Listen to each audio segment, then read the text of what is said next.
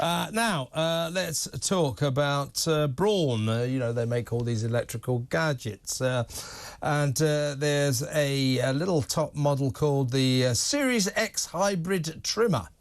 And that's for blokes to groom their beards, their beard hair, their body hair, their head hair, offering styling and trimming from head to toe.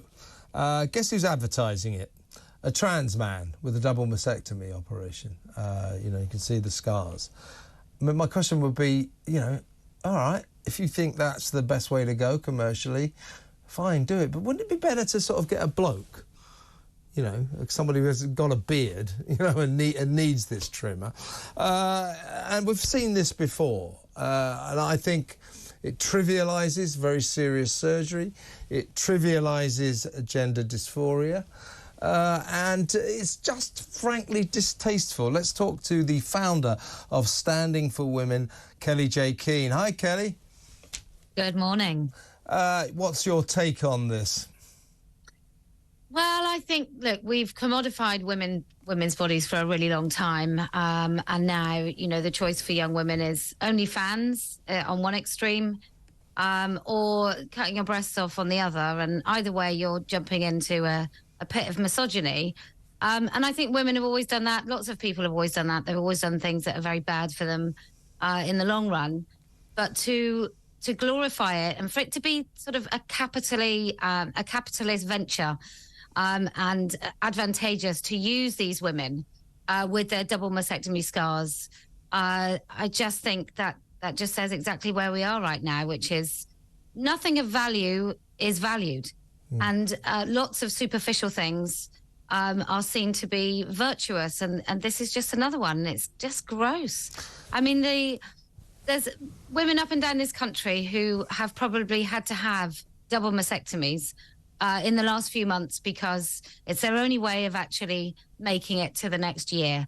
And for this to then be celebrated and lauded by Braun, I think is despicable.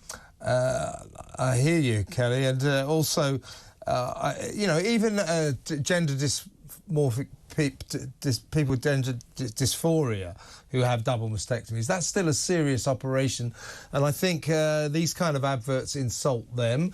We saw it only recently with Costa Coffee, that cartoon on the edge of their delivery truck with with the scars underneath there. It's a cartoon.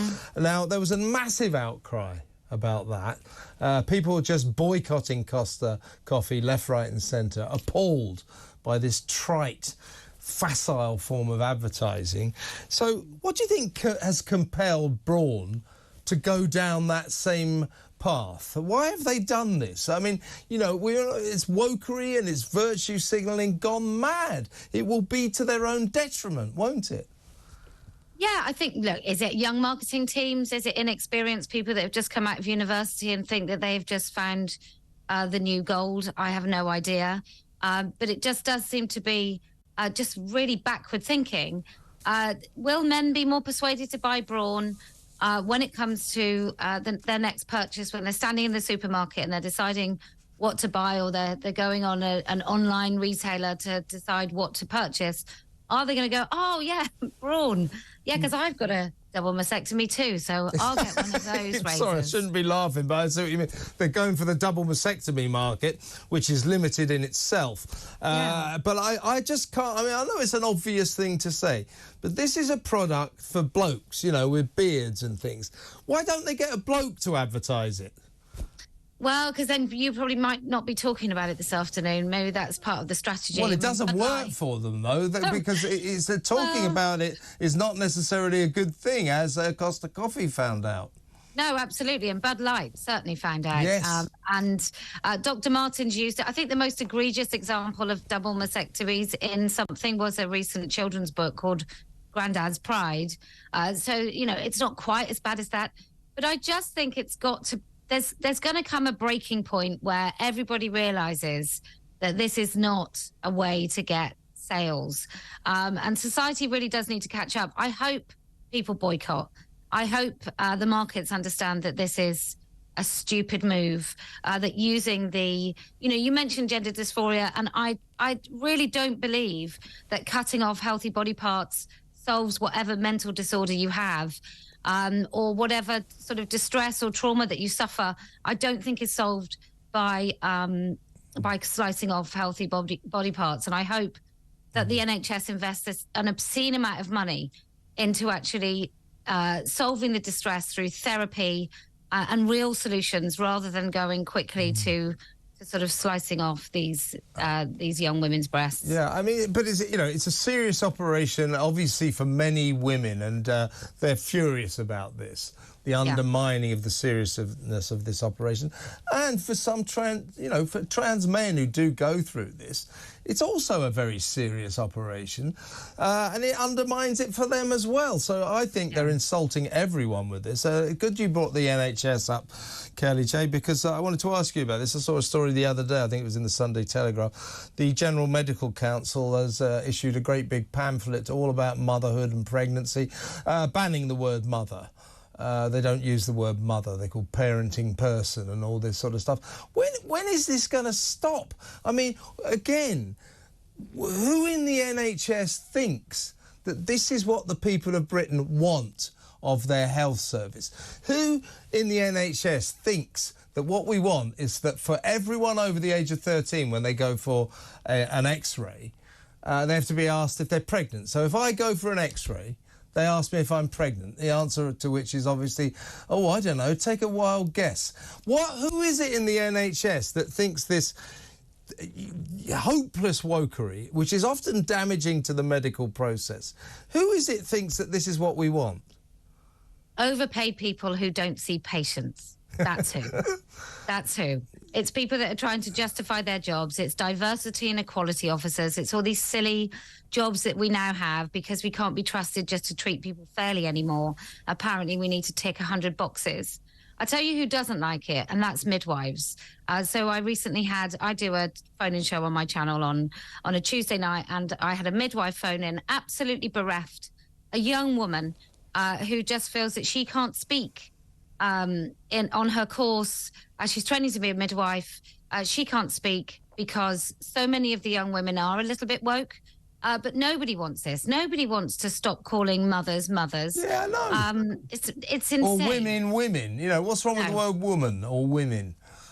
I mean, what the NHS is banning these words. You know, which I think is really sexist, because they're basically cancelling the female gender. Well, I've known about this since I put my billboard up 5 years ago. It's definitely the word woman. It's all of the language associated with us.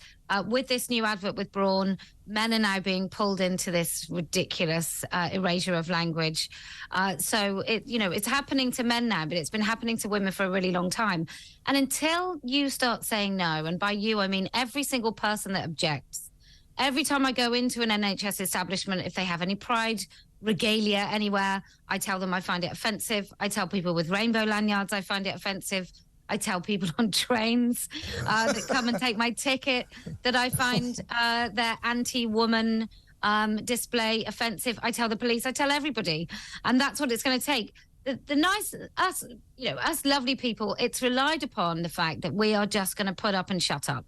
And we're just going to think it's not really a big deal. You know, it's only the word woman, or it's only a shaving advert. What does it really matter? And until we start telling people that it does matter, it will continue. Yeah, the disconnect between what the vast majority of people think about all of this nonsense and the proponents of it, you know, Braun, the people in the NHS, the disconnect is vast. The joke is that the vast majority of people, they don't want any of this nonsense, and yet the virtue signallers and the woke warriors impose it upon us. You're right, we should rise up against it. Kellie-Jay, it's been too long. Good to talk to you again. Kellie-Jay Keen there, founder of Standing for Women. Now, what do you think about that? You know, why? Give me a call. Let me know. Should Braun be using a trans man with a double mastectomy operation to advertise, you know, a trimmer for your beard? I mean, by all means, do it, I suppose, if you want. There's nothing against it. But wouldn't it be better if they got a bloke to do it? You know, someone with a beard. It might help, mightn't it?